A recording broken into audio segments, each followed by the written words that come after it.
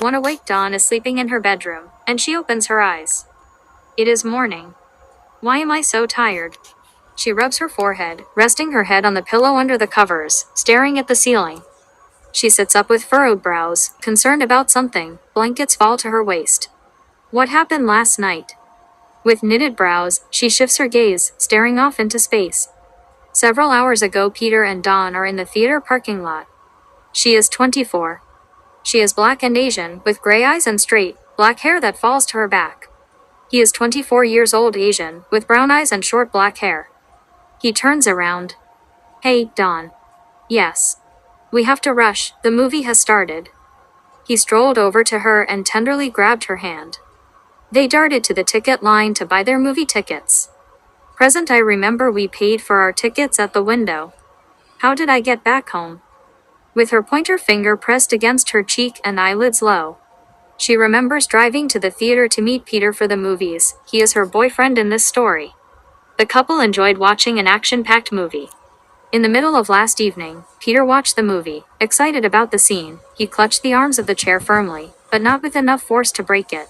I like how the lady screamed when the man tried to take her purse, and she kicked him in his private area. The man fell to his knees in pain. I like that scene, too. Dawn grabbed the soda from the cup holder to take a sip from the straw. She placed the cup back in place. He goggled at her with wide eyes as she stood in front of her seat. Where are you going? She turned to face him. I am going to the restroom. Do you need me to go with you? She sat beside him and touched his thigh. I will be okay going to the restroom. Do not worry so much. Oh, okay. He peeked at her as she walked up the center aisle to go to the door leading to the theater's hallway. I hope nothing happens to her as she goes to the restroom. She hastened down the hallway to the restroom. Oh, thank God, I made it. She grabbed the women's restroom handle and pulled the door to step inside when a lady rushed by her and bumped into her shoulder. Excuse you. The lady who bumped into her turned around. Sorry about that, trying to leave before dark. Dawn looked at the lady with furrowed brows, thinking, what? She was taken aback, shifting her eyes, but then changed her mind. She had to pee. 5 minutes later he grinned to discover she had made it back. Dawn, you're all minus. She sat in the chair. What? She observed Peter smiling at the movie. Oh, nothing. She turned to face him. In the restroom, this lady acted weird after bumping into my shoulder, and she minus. He turned to her, panic-stricken. Did the lady try to kill you? She beheld his face. He is scared right now. Why? No, the lady didn't try to kill me. Why would you think that? His body relaxes as he exhales. Say what you were going to say. Before I cut you off. Dawn momentarily presses her index finger to her chin, shifting her eyes as she thinks. Oh, yeah. The lady said, sorry about that, trying to leave before dark. The lady said that. Yes. He whispered. What time is the movie over? Dawn has the movie tickets tucked away in her purse. She pulled one movie ticket out. It says 5:30 p.m. She placed the ticket back in her purse. He viewed her, but it was hard to swallow with sorrowful, scared to death eyes. Okay. We can do it.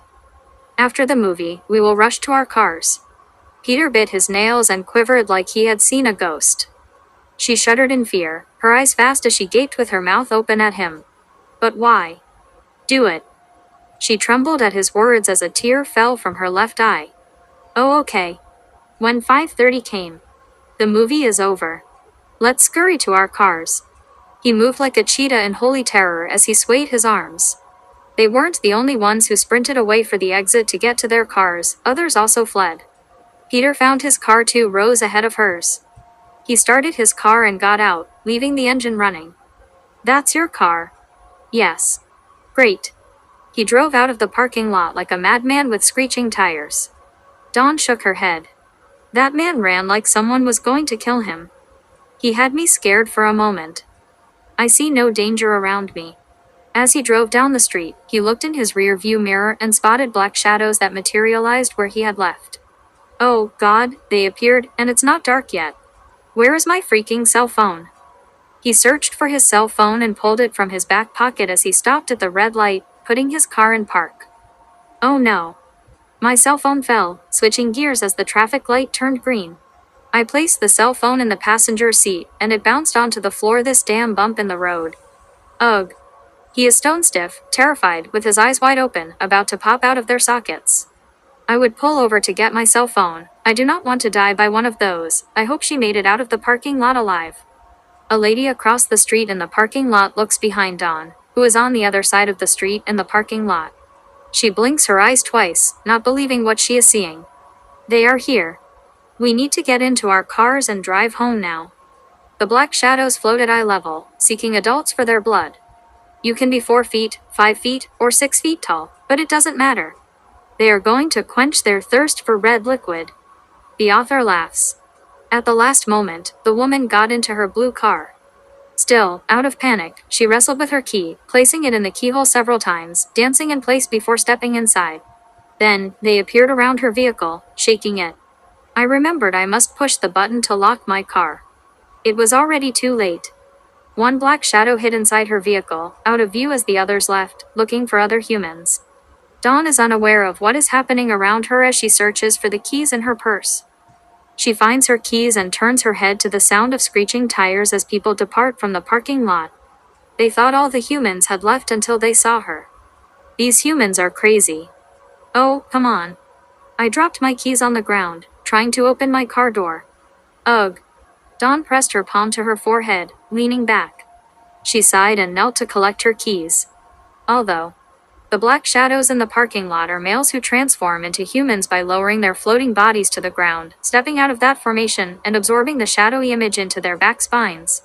They stretch their human bodies to completion, exhaling as they lift their heads and releasing a breath from their mouths, relishing the alteration. The females have left, vanishing away, revealing half their bodies, their bare legs like a sparkle of light.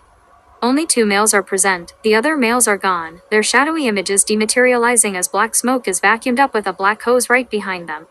Griffin and Justin gazed at her from afar with lust in their eyes. Griffin is 25. He is Caucasian, with gray eyes and short, brownish-red hair. Justin is Asian with brown eyes and short black hair. He is 25. Their outfits are black. They are wearing jeans, a shirt, and boots. Griffin stopped strolling, and Justin did the same, standing there with furrowed brows, looking puzzled. Why did we stop walking? He faced him. We must be gentle with this one and be pleasant. I understand. They took off with speed. Justin found the keys on the ground. Let me collect those keys for you, miss. Thank you. She thought she was the only one left. Griffin observed her demeanor. We are not here to terrify you or harm you. Dawn glanced at them with trembling legs as she shifted her eyes. You two will not hurt me.